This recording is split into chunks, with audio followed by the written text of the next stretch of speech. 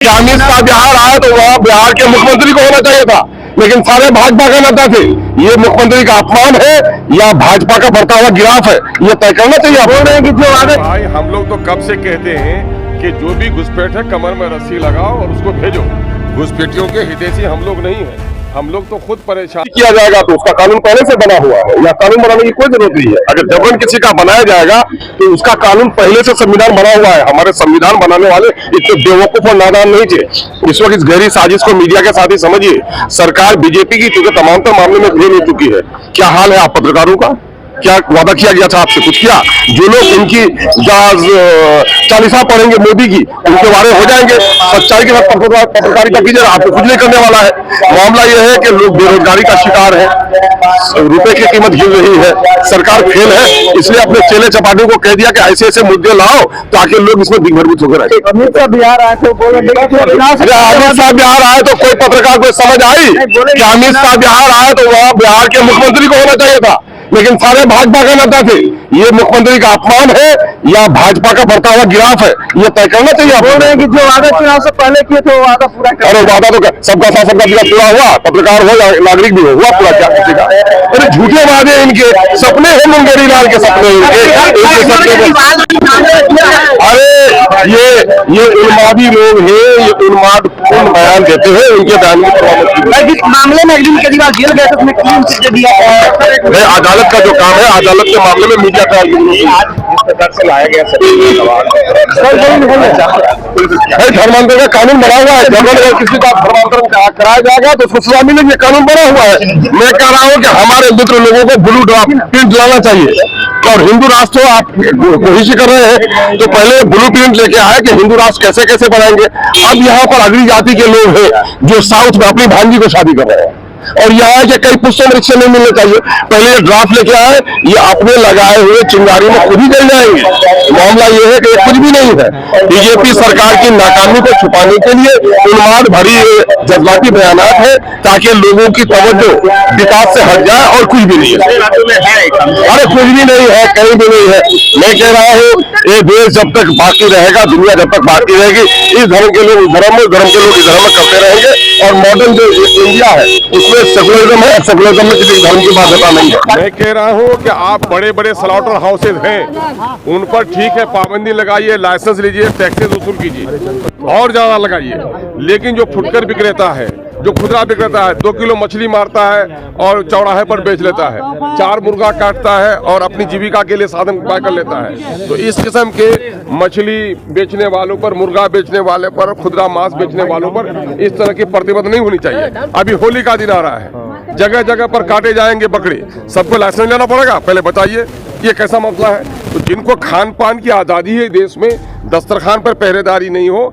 और दूसरा ये है कि जो फुटकर विक्रेता है, हमारे जो गरीब विक्रेता है, जो लोग फुटपाथ पर काम करते हैं, अब 4 मुर्गा काटने वाला लाइसेंस लेने आएगा क्या? 2 किलो मछली मारता है कोई मल्ला, जाके चौराहे पे बेचेगा, उसको लाइसेंस लेनी पड़ेगी। तो ऐसे कमजोर वर्ग के लोग, ऐसे गरीब लोग, ऐसे मजदूर लोग, ऐसे लोगों पर सरकार डाका नहीं डाले और उनको मुक्ति दे लाइसेंस सिस्टम। सरकार कब तक आंदोलन चलेगा, कैसे आंदोलन करेंगे इस बात? भाई हम सरकार, आज सदन का आखिरी दिन है, हम लोगों ने सदन में भी बात उठाई है।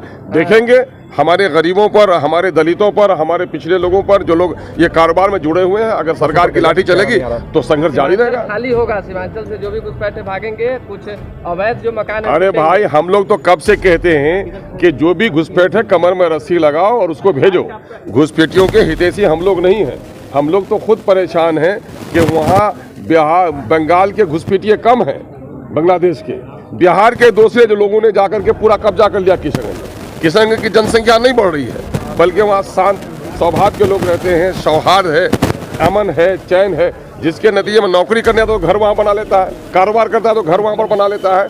तो इसकी वजह से वहाँ की आबादी बढ़ रही है। अगर बांग्लादेशी घुसपैठिया है तो 14 से 15 सालों से ये सरकार केंद्र की में है और अब तक क्यों नहीं निकाल पाई? मैं ये कह रहा हूँ कि गुज़िश्ता 21 सालों से ये सरकार है बिहार की, क्यों नहीं निकाल पाई? फिर बॉर्डर एरिया सिक्योरिटी फोर्स है, उनके आर्मी के लोग हैं, SSB के लोग हैं, ये लोग आखिर क्या कर रहे हैं? मैं समझता हूं कि अपनी नाकामी का खुद ही वो ऐलान कर रहे हैं कि मैं इंटरनल सिक्योरिटी में नाकाम हूं। इसका मतलब अगर वहाँ बांग्लादेशी है तो इंटरनल सिक्योरिटी में नाकाम है ये।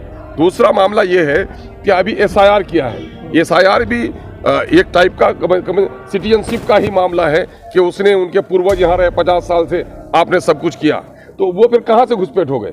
ये नारे आप दे रहे हैं तो नारा देकर उस इलाके के शांति और सौहार्द को मत बिगाड़िए। अगर कोई है घुसपैठिया उनको जरूर निकालिए, लेकिन ये मामला सरहद पर तनाव है, लगता है देश में चुनाव है, तो ये मामला सिर्फ चुनाव के वक्त क्यों याद आता है? और मैं आपको बता देता हूँ, ये मामला बंगाल का इलेक्शन है।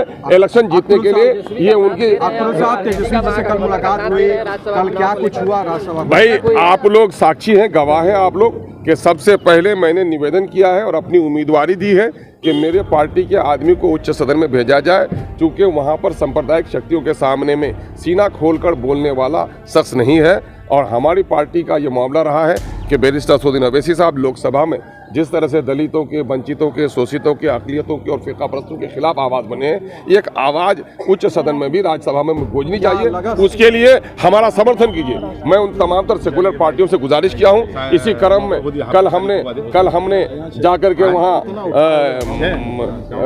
तेजस्वी साहब से मुलाकात की है और हमने कहा है कि आदान प्रदान का सिलसिला जारी रखिए। अब की बार हमें सहयोग कीजिए, आइंदा हम आपका सहयोग करेंगे। ये हमने निवेदन में गुजारिश की है। क्या कहा तेजस्वी जी ने? कुछ कहा? नहीं, विचार करने का इनकार भी नहीं किया है, इकरार भी नहीं किया है, मामला विचार का है। हीना साहब को अगर समर्थन दिया जाएगा तो क्या आप लोग साथ? अच्छा, पहले मेरे समर्थन के बारे में पूछ के आइए, तब आपके कथनी का जवाब देंगे हम।